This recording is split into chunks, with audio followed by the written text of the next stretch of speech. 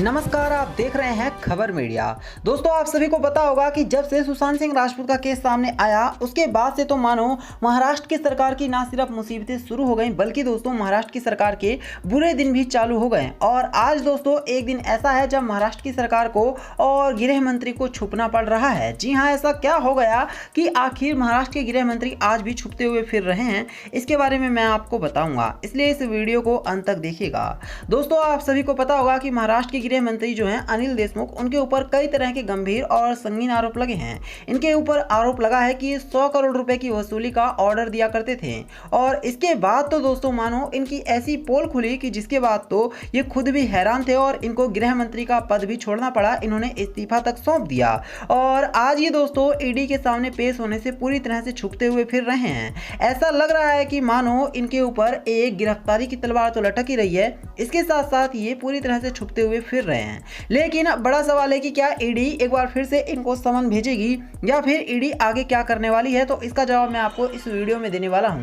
दोस्तों, आपको बता दें कि ईडी ने अभी हाल ही में अनिल देशमुख को एक बार फिर से समन भेजा था और कहा था कि जल्द से जल्द तुम ईडी ऑफिस आ जाओ। और वहां पर दोस्तों इनसे पूछताछ यानी इंक्वायरी होने वाली थी कि आखिर इन्होंने 100 करोड़ रुपए की वसूली के लिए क्यों ऑर्डर दिया और ऐसा क्या हो गया था कि ये पैसे इतना करना चाहते थे।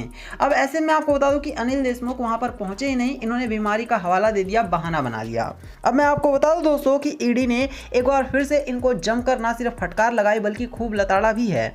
ईडी को समझ में आ गया है कि अनिल देशमुख ना सिर्फ अब ईडी को घुमाने की कोशिश कर रहे हैं बल्कि वो उनको बेवकूफ़ भी समझ रहे हैं। और ऐसे में ईडी ने साफ कर दिया है कि अगर ये नहीं जाएंगे तो दोस्तों ना सिर्फ इनको मुजरिम घोषित किया जाएगा बल्कि ये बात भी पूरी तरह से क्लियर हो जाएगी कि इन्होंने निश्चित तौर पर 100 करोड़ की वसूली का ऑर्डर दिया होगा। तभी तो कोई शख्स, अगर सोचिए कोई शख्स पूरी तरह से अगर बेगुनाह है तो फिर उसके मन में डर किस बात का। लेकिन दोस्तों आज के टाइम पर गृह मंत्री पूरी तरह से डर रहे हैं और अनिल देशमुख के तोते उड़े हुए हैं। इसके बाद तो इनकी हालत खराब होती जा रही है और ईडी ने इनको जमकर फटकार तो लगाई है। साथ ही साथ ईडी का कहना है कि अगर ये एक बार फिर से ईडी दफ्तर नहीं पहुंचे तो निश्चित तौर पर इनकी गिरफ्तारी भी हो सकती है और इसके बाद इनसे पूछताछ की जाएगी। तो आने वाले दिनों में दोस्तों ना सिर्फ अनिल देशमुख बल्कि उन तमाम लोगों की परेशानी बढ़ेगी जो कि किसी भी तरह से इस केस से जुड़े हुए हैं। मैं आपको बता दूं कि ये सब सिलसिला तभी से चालू हुआ जब से सुशांत सिंह राजपूत का केस आया। आप सभी ने देखा होगा कि सुशांत के केस के बाद से तो महाराष्ट्र के तमाम नेताओं की ना सिर्फ पोल खुली बल्कि आज भी पूरी तरह से हलचल मचा हुआ है और महाराष्ट्र के लोग आज भी पूरी तरह से कहते हैं कि महाराष्ट्र की सरकार में काफी बड़ा घोटाला हुआ है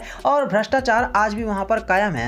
हमने देखा कि परमबीर सिंह, सचिन वाजे के ऊपर कितने गंभीर आरोप लगे हैं, जिसके बाद ना सिर्फ इन लोगों की भी पोल खिली बल्कि दोस्तों आज के टाइम पर तो ये लोग भी छुपते हुए फिर रहे हैं। अब देखना है कि ईडी किस तरह से अनिल देशमुख को गिरफ्तार करती है। फिलहाल के लिए बहुत बड़ा अपडेट है कि अनिल देशमुख को ईडी ने खूब जमकर लताड़ लगाई है और साथ ही साथ इनको फटकार भी पड़ी है, जिसके बाद अब इनको ईडी दफ्तर ना सिर्फ पहुंचना होगा बल्कि सारी की सारी सच्चाई बतानी होगी और बताना होगा कि इन्होंने 100 करोड़ रुपए की वसूली के ऑर्डर क्यों दिए और उस पैसे का ये क्या करने वाले थे।